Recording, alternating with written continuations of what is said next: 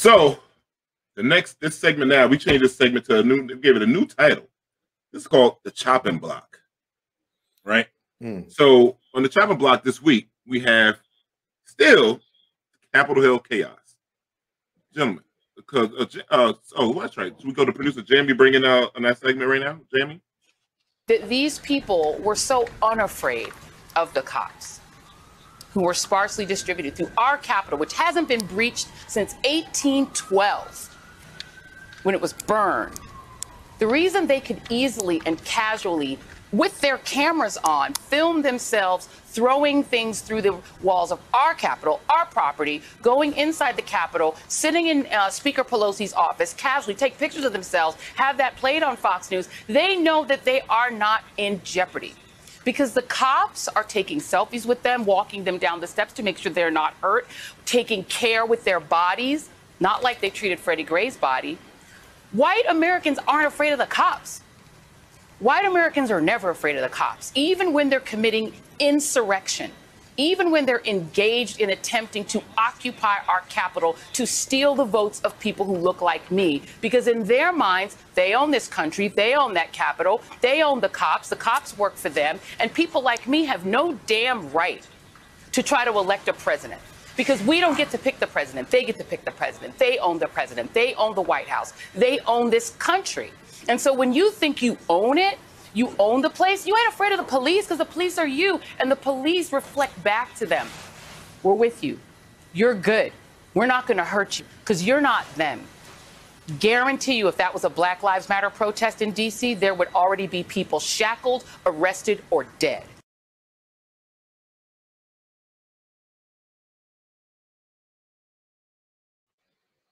Yo, she dropped the mic on that. Drop the mic. Absolutely. Let me tell you something about Joy Reid. What I noticed, like, she is just a consummate professional for me because I've seen her present news before, and this was completely different. You know what I mean? Like this, someone, and I want to shout out to those people, whoever her boss is or whoever her producers, whoever's up top, they gave her the green light. They gave her the green light because I believed her. And they said, listen, Joy, go out there and speak your, you know what I mean? And speak your piece. Go out there and speak your truth. And she did it, man. And she did it. And that's very rare to see on television. It's very, very rare to see that. And I believed her, man. And I'm like, man, that is a beautiful, that's an incredible thing for me to see. Very empowering to see. Man. You know, that was amazing. At least it's right. She's super dope, man. The realest one out there, man. Oh, absolutely. You know, and Rob, that's what I want to say. With the white man going after the other white men, similar, well, actually cops. So now you know how they had to say black on black crime. Should we call this police on police crime? Might as well. Might as well. The thing is, too, they these investigations that the FBI doing, they're uncovering that they were actually off-duty police officers out there in the riots. They also found out too that they were NYFD firefighters that were out there as well. Yeah, so it doesn't surprise me. I did tell you guys last episode, I said there's going to be a lot of openings in the Capitol Police, and a lot of people are going to lose their jobs outside the Capitol Police too. But to show proof that there's jobs opening, they just hired Craig and Day Day from the Friday After Next to take top flight security. They're going to take over the watching the Capitol. But I want to take a second, and I just want to say I don't want to make it seem like I'm beating up on the Capitol Police. There were a lot of Capitol Police that was out there doing their thing. They was out there fighting with them. They was out there macing them. That type of stuff. Because the thing is, my experience from the police department, yeah, you're going to have your bad apples, but there's majority of the guys are going to be out there doing their thing. You know what I'm saying? But yeah, there's going to be a lot of people. Like I said, there's a couple of cases now in the NYPD, couple of departments along the country. I think they even had one guy that actually resigned because social media is the new police. All the evidence is on social media. And everybody doing everything for the likes. They tell themselves. That's right. What I was thinking about this, and I think I might have mentioned it with my other homeboys, that when they said the FDNY, all these people caught up, it doesn't surprise us. No, it doesn't surprise. Who threw the water hoses on the people back in the 60s? Yeah, the fire department. The fire department, right? The cops were there. They threw the dogs on them. So none of this should surprise any of us. The politicians, they were smart enough to wear hoods back in the day where they could breathe through. I don't know why they can't breathe through a mask now, but they could breathe through the hoods back then. So maybe the little holes gave them better ventilation. I don't know, but it shouldn't surprise anybody that white men are just using a playbook they've been doing for decades. Yeah. Centuries, Well, so the reason for those white hoods back in the days is because those people in the Klan were people in the community. They were your store owners. They were the police officers. They were the businessmen. And if, as you can see in this, like people that's getting in trouble, you got real estate people, you got doctors, you got bankers. There's a whole bunch of people that were involved in that riot that you would consider to be upstanding people, but they're not. But it's interesting. First of all, I mean, I think we just have to all recognize that the country was founded by racist people. The country was founded for white people and based on supremacy. That's what it is. So as Dee mentioned the 60s and you mentioned, previous times, every era of black people have had to fight this oppression for every era of white supremacy. I think the difference now is this. It feels different that we have more information now than we've ever had. We have more, resources and knowledge now than we've ever had. And also there's a pendulum that's swinging. They can tell this is almost like the last stand. And you only have less than 2 decades before the entire map is flipped upside down as far as race is concerned. So I think this is the last stand. And I think that's what we saw at the Capitol. So it's just inflamed now. And one person told me this week, one of my cousins, he was like, if you think this is Trump, he's like, you're missing it. They just made him the face of this thing. This thing is so much bigger. Exactly. So much bigger. He's just a pawn. He's just a pawn. Yeah. The thing is, Trump basically, we had 2 years of our first 2 terms of the first black president, right? And, in the country somewhat kind of pulled the cover over racism a tad bit, but then Trump came in and pulled the covers off.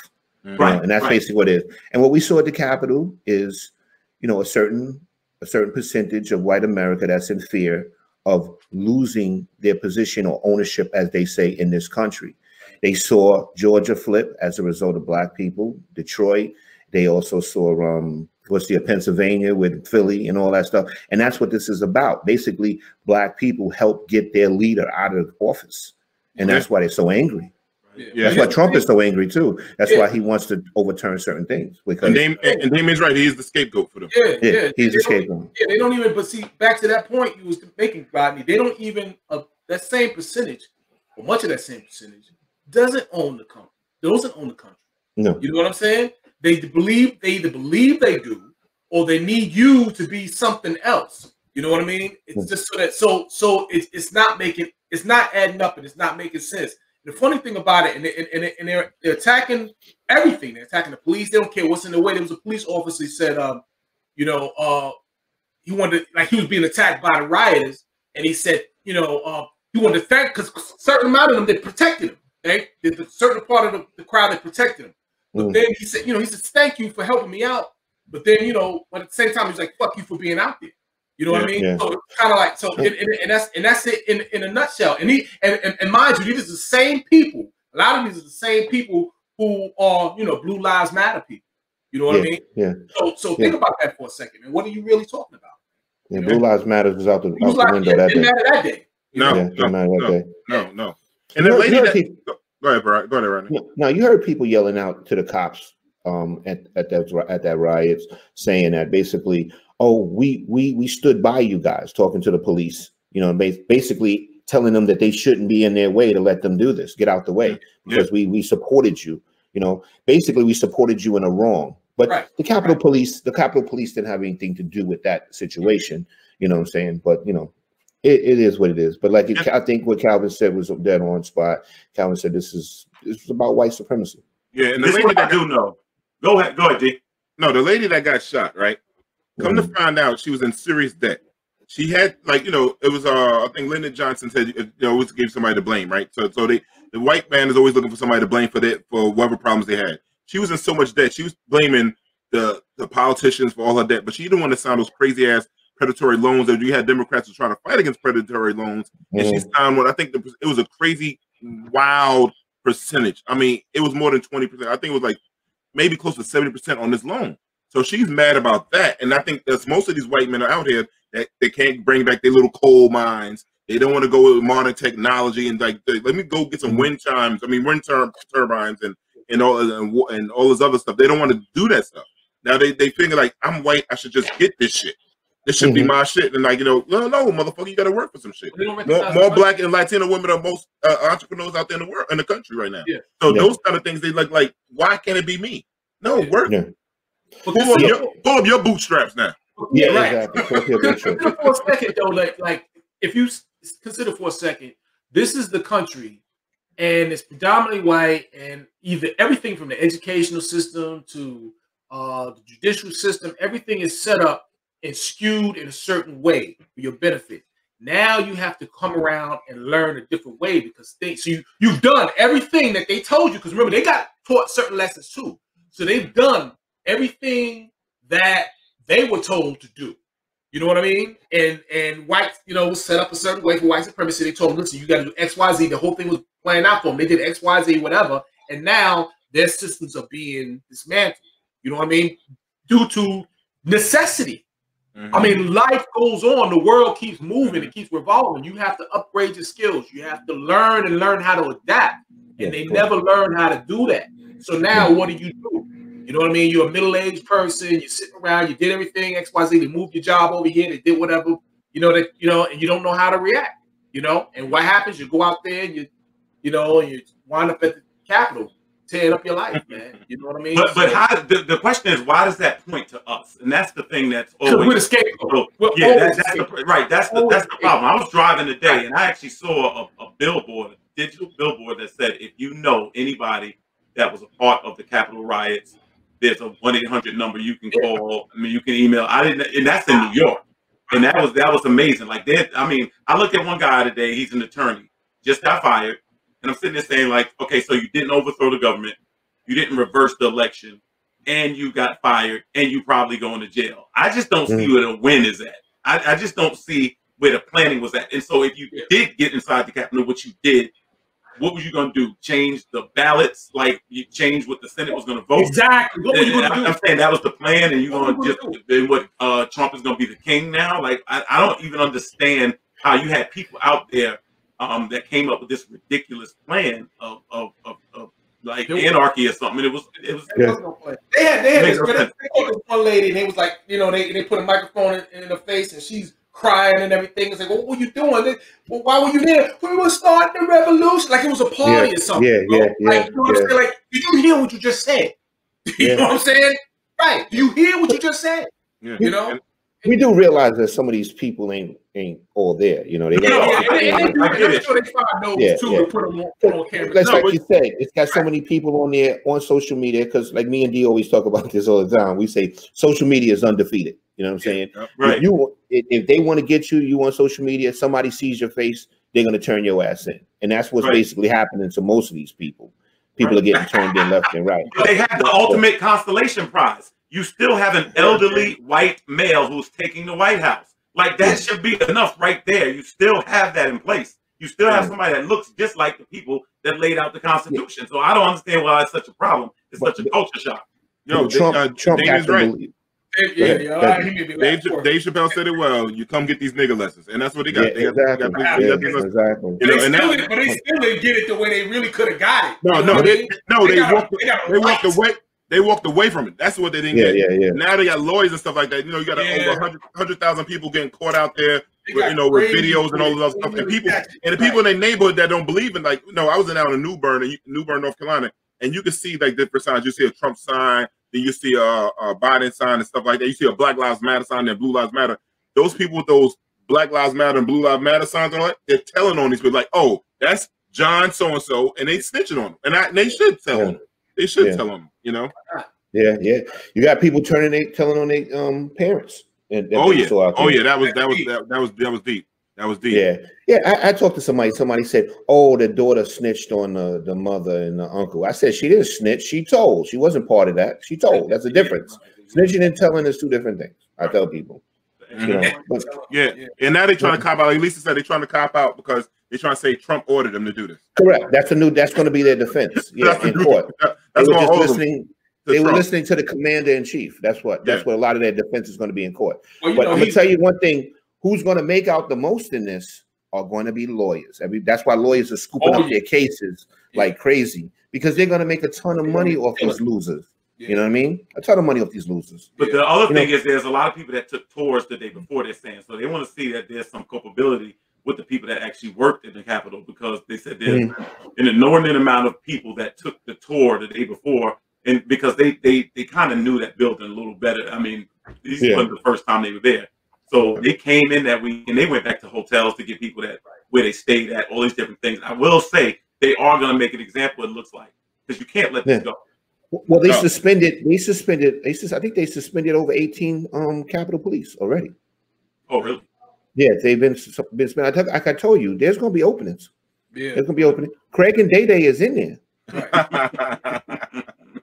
And the thing is about when you look at Trump, right, in his messaging and everything like that, he really wanted to be a dictator.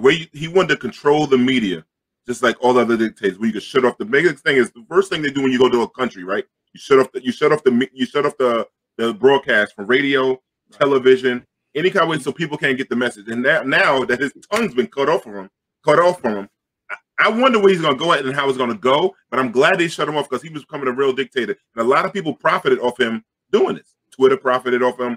All his cable TV shows, they made a ton of money on it. Now everybody say, "Oh, this motherfucker went too far. Let's cut his legs off now." But it's like kind of too far. You got the My Pillow bitch dude. He's still up there sucking Trump's cock. And then and then because whatchamacallit cut off. Oh no, I'm sorry, but that's words are coming out of my mouth. Don't reflect. His name is Mike Lindell. Mike Lindell is the My Pillow guy. Yeah. And then I'm glad that the Under Armour dude broke shop early. He's like, "Yo, I don't want this smoke. Black people wear my shit."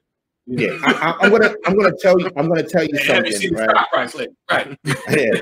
First of all, the stock price on Twitter just freaking crashed as a result of freaking getting rid of Trump. It plummeted.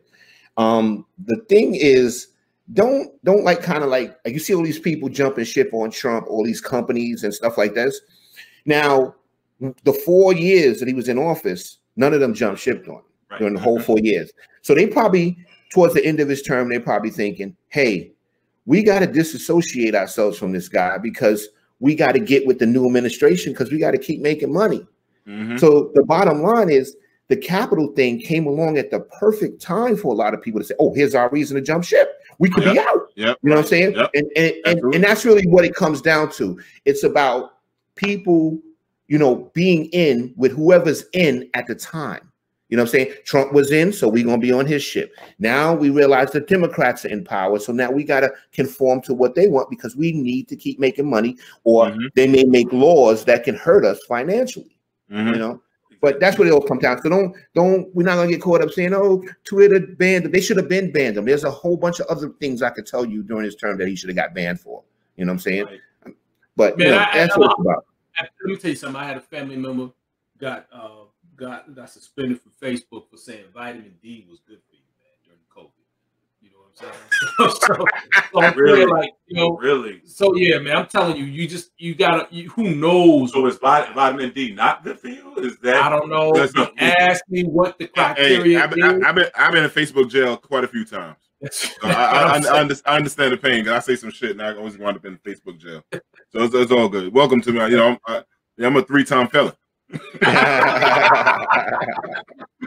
Restrike out, man. What's going on? You know what I'm saying? So we got like Trump's second impeachment. Any thoughts, guys?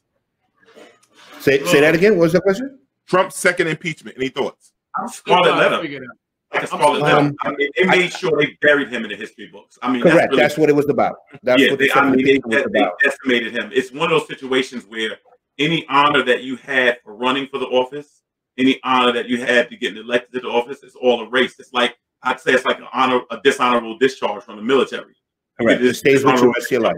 Yeah, and nobody looks you the same. And I mean, at the end of the day, and now I don't know if you heard about, I think it was Deutsche Bank, I believe it is, cut him off.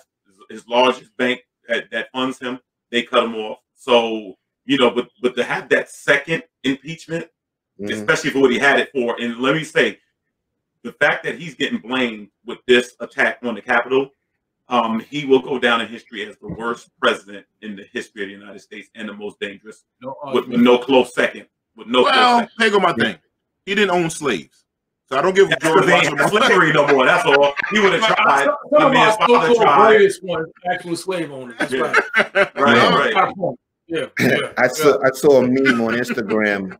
I saw a meme on Instagram the other day, and it said it had Obama, Bush, and Clinton on the meme, and it says, "You're supposed to do 2 terms, asshole, not 2 impeachments." Yeah, I thought it was hilarious. Yeah. You might have sent me that shit. You might have sent me that shit today too. Yeah, I think he's trying to be like, I think America's trying to turn him into like, the crazy cousin that you kind of keep locked in the basement or something, man. You know what I mean? Trying to forget he ever was around, man. Seriously. Trump got a lot of stuff he got to deal with after he. They're gonna break him with that money, man. No go to no more. His 2 banks held up on him. Let me ask you guys another question real quick. These privileged white dudes that sat on the Capitol now that want to go through the metal detectors. Now they understand how our kids that go into urban cities, how they got to go through metal detectors every day. You know what I'm saying? Like, what are your thoughts on that, guys? Well, Nancy Pelosi, she implemented a fine if they don't go through or they don't comply with the rules of coming into the Capitol. They're going to get fined. I think it's like $10,000 or $5,000 every time they have an issue with the metal detectors. They should have metal detectors. Think about this, right? Yeah, they should. All the urban areas that we had metal detectors. Some of those Senate members and Congress members that's from rural states, they're carrying guns. They got guns on them. I know. So the thing is, like, once you see Columbine, those schools like that, what's the other school and Florida had the shootings and stuff like that. After something happens, they have metal detectors. They should have them now. Like we had when the 9/11 happened, right? What happened? Before that, everybody go to metal detector now, take off shoes, because this is what violence is going to happen at. These terrorists, they say allegedly terrorists attacked the airplane through the airplanes, right?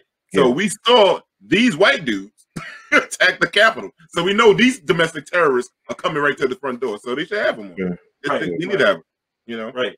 Safety is non-negotiable, and at the end of the day, things keep evolving. That's what it is. I mean, I remember I was in South Africa. We go to South Africa, everything is fine. On the way back, they're like a shoe bomber happened, or somebody brought some lotion or something. And on our trip back, you couldn't bring water on the flight. You couldn't bring lotion on the flight. You couldn't and literally it wasn't that when we left 2 weeks earlier, it wasn't like that. So things evolve and things change, and you have to change with them. I mean, nobody likes taking their shoes off at the airport, but that one man was the shoe bomber. And after that, that's it. I'm going to tell you, I don't care what they make you do. When I get on a plane, I do want to come back off of it. I want it to land. So whatever happens, I have no problem with complying. So if you go into the Capitol and you need to actually, go through metal detectors and to keep you safe, I'm with it. So somebody just said, somebody just helped out there. The first offense is 5,000. Second offense, 15,000. God, I can't afford the first offense. That's a lot of bread. Yeah. I wouldn't even be playing with that. I wouldn't even. Not me. I'll tell you the truth, Calvin. You got a point there. Like when I fly, I don't even want to see nobody tying their shoes on the plane. I don't even play that. I be watching people, because the thing is, I'm not gonna lay back and let you just blow me up that easy. You know what I mean? Right. But you're right. It's because management. It's management by crisis. We have a crisis, and they have to implement new rules, and would be as a result of the crisis. Right. Yeah. Exactly. And that's always going to be. And now, Colin Kaepernick doesn't look so dangerous. No. One knee doesn't look too threatening now, right? What did he say before? You know what I mean? It's like, come on, Yeah. And we could have bypassed all of this, man. You know what I mean? It's not easy. It would have been, just listen, just open your ears and listen, man. What the brother's trying to tell you, man. He's trying to tell you that the situation's going on, that there's another point of view, that, there are other actors in this world, in this country, who count, who matter, and just listen. Otherwise, this is what we get, man. This is what we get. Everybody's storming the gate. The whole world's about to turn upside down. We look like I'm not gonna say the word. We look like a joke, man. See, the problem is the problem with America is this to me. America is so based on false principles. So if you just say, look, it's a capitalistic society, only the strong survive, and that's what it is. But no, we want to paint this picture of picket fences and baseball and apple pie and all these different things and being the world's police. we always want to get that depiction, and the depiction is not true, and that's the reality of it. Right, but that's the thing. We can never say that. We always have to pretend, because remember, America goes around all over the world finding, you know, and they find the population that is disaffected, give them support, and then overturn government. You know what I'm saying? Right. So you can't turn around and say, "Oh, this is a dog-eat-dog society," whatever. Tell the truth. You know what I'm saying? They're like, because then that's like you have to tell them, "Oh, you know, this is the American franchise, and you know, this is what things are, and you know, we have freedom, and we have democracy, and we have equality, and all that." And it's great things to you know, it's great to support, and I believe them. You know, but then you gotta believe it. You gotta act like it, man. When you're here, you know what I mean. And unfortunately, you know, we just as dirty as, you know, I ain't gonna say we, that ain't me, I ain't got nothing to do with it, but you know, they just, you know, country's just as dirty as any other, man. You know, we just a little bit more savvy with you know, with the presentation. That's the difference, you know. Right. So eventually it comes to an end. So all right. So we got, you know, we got everybody gotta be on P's and Q's on their P's and Q's right now because of what's gonna be talking about tax at the Capitol.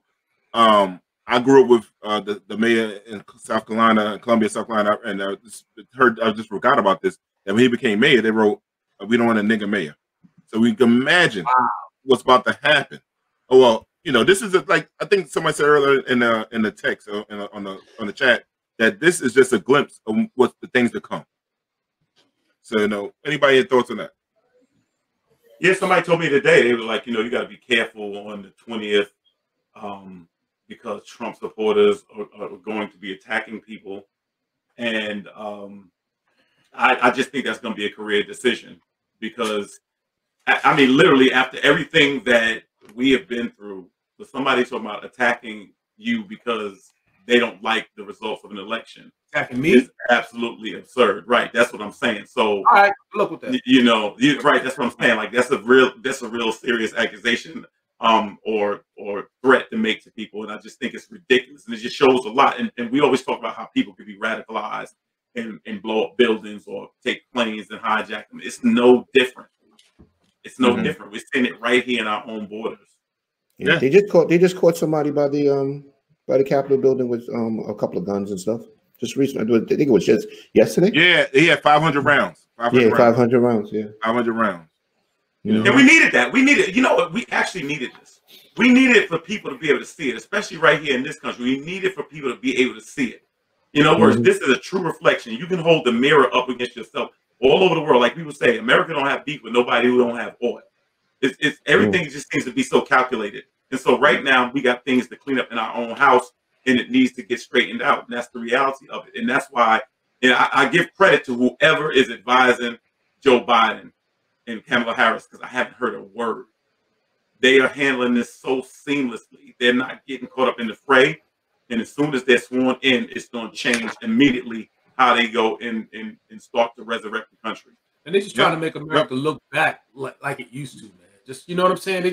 Right now, they just got to clean up the image. They got a lot of work doing, you know, to do just to clean up the image. The number one thing is just to project stability. You know what I mean? Like, regardless to what you believe, what your political leanings are, how you feel about them, how you feel about Kamala, how you feel about Joe. At this point, we just need stability. Yeah. You know what I mean?